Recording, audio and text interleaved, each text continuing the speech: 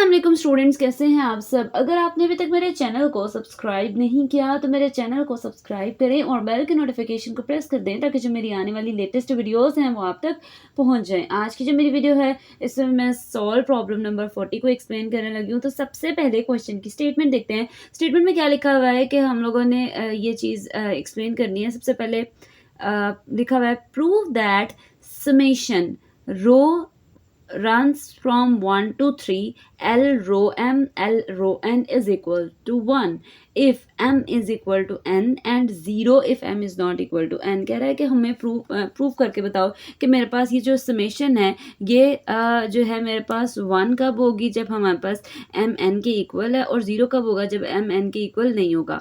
आगे क्या कहते हैं where m and n can assume any of the values. कहता है और m और n को आप एज्यूम कर सकते हो कि इसकी वैल्यू 1 2 3 में से कोई भी रख सकते हैं, आपकी चॉइस है।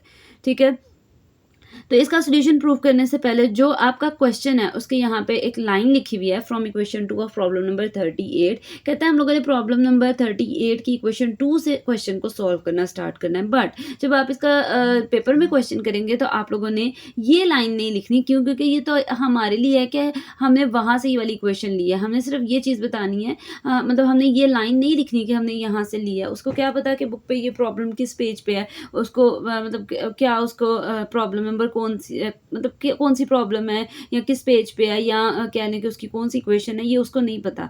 हमने स्टार्ट यहाँ से लेना है। एज वी नो दैट, कहता है हमें कैसे हमें पता है कि हमारे पास जो आई कैप है उसकी वैल्यू है L11 आई कैप प्राइम प्लस L21 जे कैप प्राइम प्लस L31 के कैप प्राइम। सिमिलरली हमारे पास जो जे कैप की वैल्यू है वो क्या है L12 आई कैप प्राइम प्लस L22 जे कैप प्राइम प्लस L32 के कैप प्राइम। के कैप की अगर बात करें तो L13 आई कैप प्राइम प्लस L23 के जे कैप प्राइम प्लस L33 के कैप प्राइम। ये मेरे पास आई जे के की इक्वेशंस है।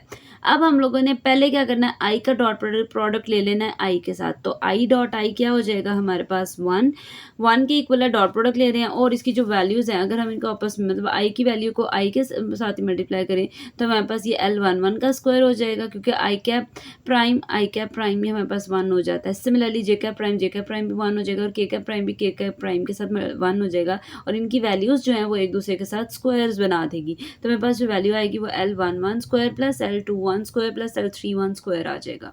फिर उसके बाद I cap dot J cap, मतलब यह है कि हम लोगों ने इसका डॉट प्रोडक्ट लेना है जे कैप के साथ। तो मेरे पास देखें क्या रिजल्ट आएगा। कहता है जब डिफरेंट वैल्यू के साथ देगा उसका आंसर 0 आएगा। अब आई कैप की जगह वो वैल्यू लिख देनी है, उसका डॉट प्रोडक्ट ले लेंगे जब हम जे कैप के साथ। तो I dot I cap prime dot I cap prime 1 होता है, J cap prime dot J cap prime भी 1 होता है और के कैप प्राइम भी 1 होता है। तो L11 L12 आ जाएगा प्लस L21 L22 आ जाएगा प्लस L31 और L32 आ जाएगा। मतलब इस तरह से हम लोगों ने वैल्यूज़ जो है वो लिखनी है। फिर उसके बाद नेक्स्ट हमारे पास जो क्वेश्चन आएगा वो किस तरह से आएगा, मतलब ये हम लोगों ने आई डॉट जे था, लास्ट पे आपने आई डॉट के फाइंड आउट करना है। वो भी सेम है, आई की जगह वैल्यू लिखेंगे, के कैप की जगह भी उसकी वैल्यू लिखेंगे, डॉट प्रोडक्ट लेंगे और इसका जो आंसर है वो 0 आएगा। और उसके बाद L11 मतलब जो इसकी वैल्यूज़ है वो इस तरह से लिखे जाएंगे L11 L13 plus L21 L23 plus L31 L33। मतलब ये हमारे पास आंसर्स आ गए। आगे वो क्या कहता है, कहता है दीज एस्टैब्लिश्ड क्या कह रहा है, कहता है these establish the required result where m is equal to 1।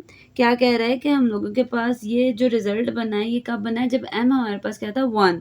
आगे क्या कहता है, नेक्स्ट वो ये कहता है कि हमारे पास जो मेरे पास वैल्यू है वो क्या है। फिर वो आगे क्या कहता है by considering J dot I comma J cap dot J cap, फिर उसके बाद J cap dot K cap comma K cap dot I cap comma J K cap dot J cap and K cap dot K cap the result can be proved for m is equal to 2 and m is equal to 3।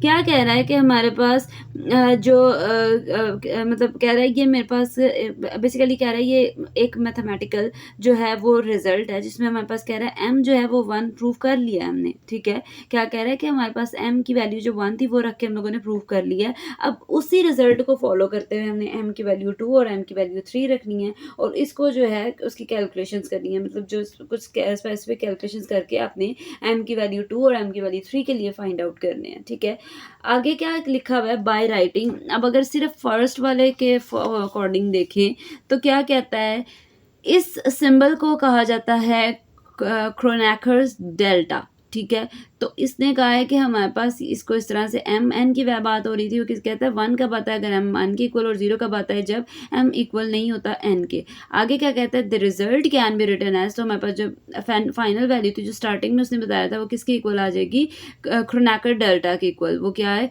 Del M N के equal आ जाएगा। ये चीज़ हमने prove कर दी है। और last पे आपने लिख देना है the symbol del M N delta Kronecker delta M N is called Kronecker symbols. कहता है कि हमारे पास क्रोनैकर सिंबल है, कहता है, और जो मेरे पास गिवन वैल्यू है इसको कहा जाता है, इसको क्या कहा जा रहा है, क्रोनैकर सिंबल। ये थी जी आज की मेरी वीडियो। होपफुली आपको मेरी वीडियो अच्छी लगी होगी। अगर आपको मेरी वीडियो अच्छी लगे तो वीडियो को लाइक करें और सब्सक्राइब करना मत भूलिएगा। तो इंशाल्लाह जो नेक्स्ट वीडियो होगी वो फर्दर सॉल्व प्रॉब्लम से रिलेटेड होगी। तो तब तक के लिए अल्लाह हाफ़िज़।